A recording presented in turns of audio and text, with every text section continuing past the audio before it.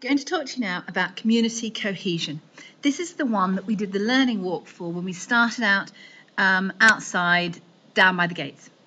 So the first thing we did was we remembered what multi-ethnic means. Multi-ethnic, remember going into East Block with the people tipping colours over their heads.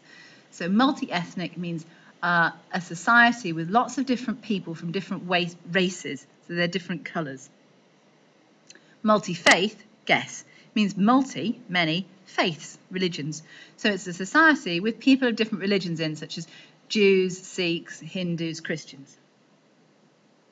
What are the issues of racism? Well, here you can see Mole, and he's talking to Lamb. And you remember he tried to get a job, and he had a problem getting a job because of the colour difference. So one thing that people find it difficult to do is get a good enough job if they aren't the right colour.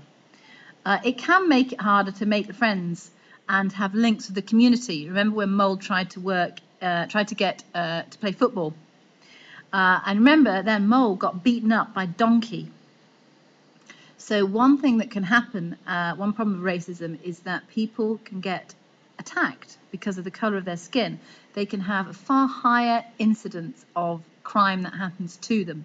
They then find it hard to trust the police because the people that they've met so far have been racist. And then you remember Mole, he just left society then. And he, in fact, became a criminal because he said, look, I can't get a job. I can't make friends. People are committing crime against me. I don't trust the police. I might as well commit crime myself. And those are the real problems with racism. But then, of course, we have the benefits of community cohesion. Panda taught us about those, remember? We have friends. All kinds of different friends. So we have different influences. We have different kinds of art, food, lots of different festivals. And the biggest benefit, I think, is religious freedom. For a multi-faith society, that is.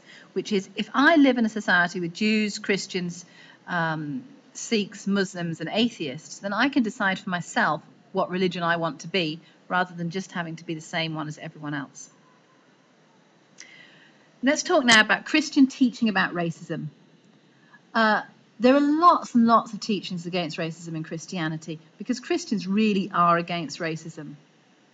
They believe that they're all created by God, so they're all God's children, so everyone is brother and sister. They believe that everyone is made in the image of God, not just one colour, but every colour. God has no favourites, St. Paul said that. Love your neighbours, treat others as you would be treated, both said by Jesus. And of course, Christians believe that Jesus died to save everyone. He didn't lift up his head and said, this is only for whichever colour. It was to save everyone. So Christians can't be racist. And then, of course, you want to be able to describe one thing that Christians do to support community cohesion. So the example I'm giving you here is how do they help immigrants? So there are Christian groups who get together to help new people to this country. And what they do is they help them filling out forms and getting jobs, much like Mrs. Roach does. They give them company and community, a sense of community. So they might have coffee mornings. They might ask them over for dinner. They'll help them to learn English. They might have, not parties, but they might have little gatherings for the children to get to meet other children so people don't feel so lonely. Prejudice, of course, is things that you think. So you can see here Teddy being a victim of prejudice because someone is thinking horrible things about him. And discrimination is things that you do. And here you can see Teddy being discriminated against because he's actually being thrown out of the school. Evil people. However, Mr. Lawrence comes to his aid. Do you remember Mr. Lawrence rushes out and he says, I raced out here. I was in a meeting talking about money. I'd rather be in lessons. That's the problem of having a high-profile job. So the things the government do to help with community cohesion, and you can see here that Mr. Lawrence is bringing back Mole, who's a victim of racism, and Teddy, who's a victim of discrimination because of his religion. He's bringing them both back into society. So things the government do to help bring people back is, number one, the Race Relations Act. And that means it's illegal to be racist. And if someone is racist and we can prove it, that's illegal. We can fine them. Sometimes we can send them to prison. The other thing the government does is it gives money to support groups that work towards community cohesion. So if someone developed a football team that worked in an area where there was lots of racism, and they tried to get people on the team to be from both colours, lots of different coloured people, then that group could ask for money from the government. The other thing the government does is it does lessons on community cohesion. It makes teachers teach them, such as this one. And finally, it makes sure that people in high-profile jobs are from different ethnic backgrounds and also from different religious backgrounds. Different Christian approaches to other faiths. Remember Teddy, he got bullied by a child who tried to flush him down the loo, and the child was an exclusivist. And that child believes that their faith is right and Teddy's faith is wrong. So basically everyone else is wrong and I'm right. But Mr. Stiles here is an example of a pluralist, and he believes that all faiths are equal. Different, but equal. So what are the issues in a multi-faith community? What is problems that Teddy faces? And these are the kind of problems that he faces, the same ones that Mina faced. So the conversion one is that when people try to say to you, well, why are you Sikh or why are you a Christian? You should be something different. And that's really difficult for people. The other thing is family rows. Remember that Mina said, I want to live like this. I want to have these rules. And her parents are more traditional. So that's a problem that you can have. Another problem is, what if you decide to marry someone from a different faith? Marriage can be difficult. Getting your parents to be happy for it is difficult. But also, how do you bring up your children? Which faith do you bring them up in? And finally, things that can be difficult in a multi-faith community are festivals. It might be difficult to get time off work for major religious festivals or time off school. You can feel really lonely. So if you were in a Muslim country and you were a Christian and you were the only people celebrating Christmas and you were expected to go to work on Christmas Day, that would feel really difficult. Well, it's the same for Muslims that live in this country. Things like Eid. Now we're going to talk about sexism. In the past, the problems faced by women were principally that they did all the housework, I would have said. They weren't allowed to get jobs without their father or their husband's permission. They often got paid less than men. They were often expected to give up their work when they got married. They weren't allowed to vote, but they did pay taxes.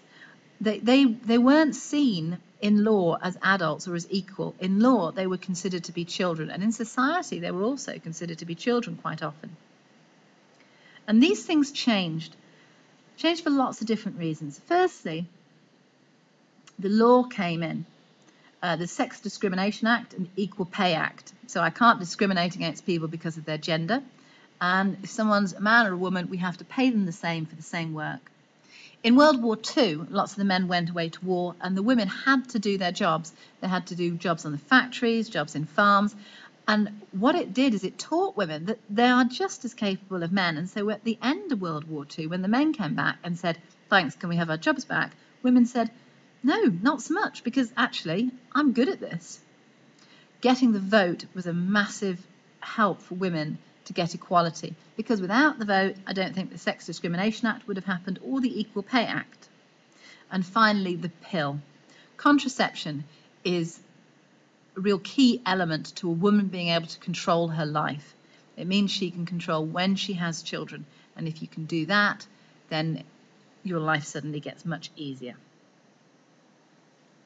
Women in Christianity.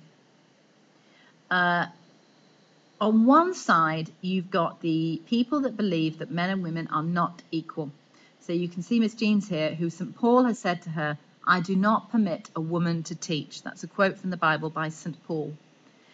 So some people believe that men and women are equal but different, and really women should obey men a bit more.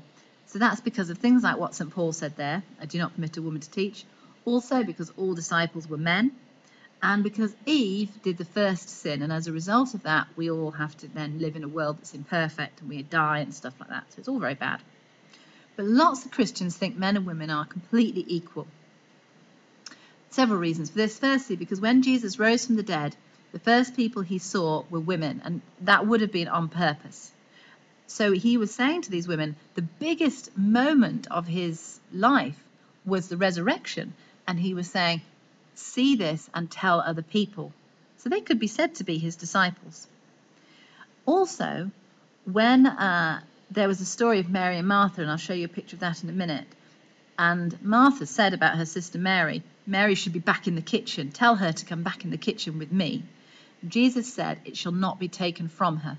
So Mary was learning about God, and Jesus said, it shall not be taken from her. In other words, women have the right to learn. Women have the right to do more than just sit in the kitchen and do work there. Finally, because God made men and women in his own image. So if he made both men and women in his own image, they have to both be equal. Otherwise, we're saying that God isn't very good. St. Paul also said, God has no favourites. So some Christians would say, well, if he's got no favourites, then men and women completely equal. There's a picture of Martha and Mary. So you've got Martha in the foreground there, and she's fed up because she's doing what women are supposed to do, and you can see the old woman saying that to her. And so she's fed up because Mary is sitting on the floor in the background talking to Jesus. And that's when Martha goes back and says to Jesus, send her back into the kitchen, God, Jesus, because she shouldn't be there. And Jesus says, it shall not be taken from her. So he's defending the rights of women. If you ask a question about women in the ministry, just remember that ministry just means being a vicar or being a priest. So they're saying, can women be vicars or priests? In the evangelical home, women are not permitted to teach. Women are not permitted to be in charge at home. They're not permitted to be in charge of the church. And really that was St. Paul that they're following there. Remember, I do not permit a woman to teach. Second group is Catholics. They say that women cannot be priests. They say at home, men and women are equal, but in the church that they are not. Jesus was a man. Jesus only had male disciples. In the Mass or the communion, the priest represents Jesus. And finally, many Catholics believe that men have a bit more natural authority than women, that men are better at being in charge. So they can't be priests in the Catholic Church. But in the Church of England, women can be vicars. You remember the Vicar of Dibley? They say Jesus treated women well. You remember the story of Mary and Martha. He had lots of female followers.